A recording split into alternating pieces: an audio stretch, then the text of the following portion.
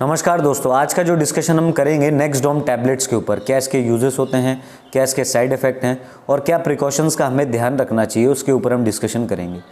नेक्सडोम tablet एक प्रकार का एक ऐसा मेडिकेशन होता है जिसके अंदर कॉम्बिनेशन होता है दो और मेडिकेशन का, जैसे कि नेप्रोक्सिन है या डोमरप्रिडोन है। नेप्रोक्सिन एक प्रकार का एक ऐसा non steroidal anti inflammatory medication होता है जिसे सभी प्रकार के बेसिकली पेन में इस्तेमाल किया जा सकता है। और अगर हम डोमरप्रिडोन की बात करें, जो कि प्रीडोमिनेंटली वर्क करता है as a anti emetic agent, means अगर किसी को नोजिया महसूस हो रहा है या वॉमिटिंग यानी उल्टी वगैरह आ रही होती है, तब डोमरप्रिडोन का काफ़ी एक इम्पॉर्टेंट रोल हो जाता है। आगे अगर हम जानें कि बेसिकली जो नेक्सडोम टैबलेट्स होती हैं, इसे इस्तेमाल किया जाता है in the treatment of migraine headache.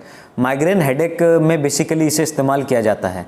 और इवन जो other specific pain like condition होती है जिसमें पेशेंट को पेन महसूस हो रहा होता है, जैसे कि गाउट है, रोमेटॉइड आर्थराइटिस है, डिस्मेनोरिया है जिसमें पेनफुल मेंसुरेशन है तरह से, और इसके अलावा अगर आप देखेंगे ऑस्टियोआर्थराइटिस लाइक कंडीशन है और स्पॉन्डिलाइटिस है, तो ये सभी कंडीशन में एक तरह से इसका इस्तेमाल किया जा सकता है।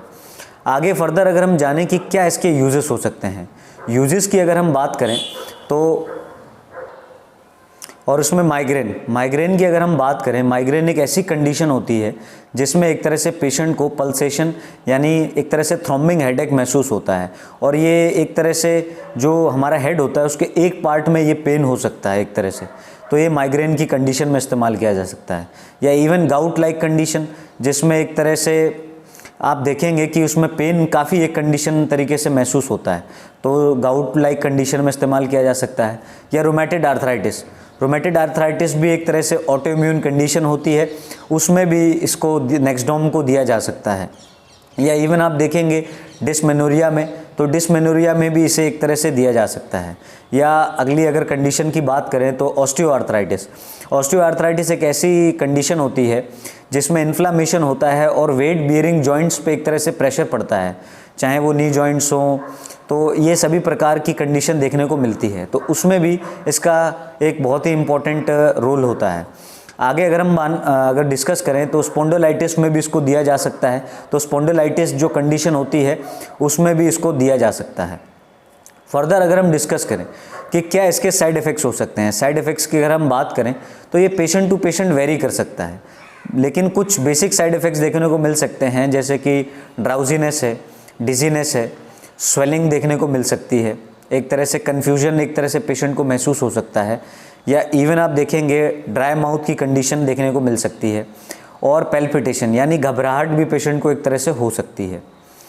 अब फर्दर अगर हम आगे डिस्कस करें तो उसमें प्रिकॉशंस की अगर हम बात करें तो सबसे पहली चीज़ आपको ये समझनी है कि किसी भी मेडिकेशन का एडवाइस या बिना डॉक्टर के कभी भी इस्तेमाल नहीं करनी है।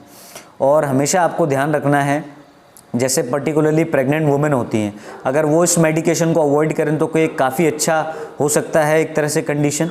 और एक तरह से अगर पेशेंट उसमें ड्राइव कर रहे होते हैं इस टैबलेट्स को लेने के बाद में, क्योंकि पेशेंट्स इस टैबलेट को लेने के बाद में ड्राउजीनेस महसूस कर सकता है, तो इसे अवॉइड करें तो बहुत अच्छा रहेगा। इवन आप देखेंगे कि जो पेशेंट हैं जिनको किडनी या लीवर डिसीज़ की हिस्ट्री रही हो पहले से, वो भी इसे अवॉइड करें तो एक अच्छा इसमें रिजल्ट मिल सकता है। So hope you like the video. Thank you friends.